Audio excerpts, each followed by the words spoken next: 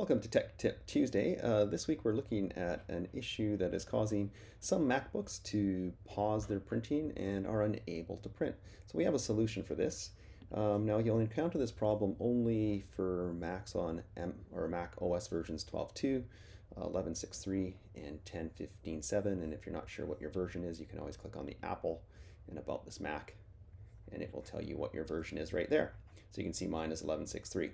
So what is occurring with this issue is when you go to print, go file, and print, you'll see down on the dock, my printer here is paused. And no matter how often I click on the resume button, it continues to pause.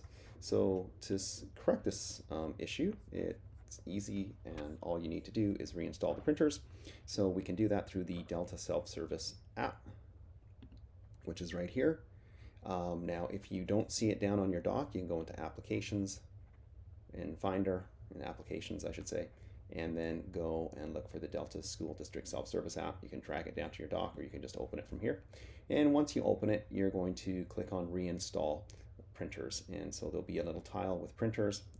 Each one will have the code or acronym for your site or school. And click on Reinstall. This totally reinstalls the printers. There's no need to do anything else.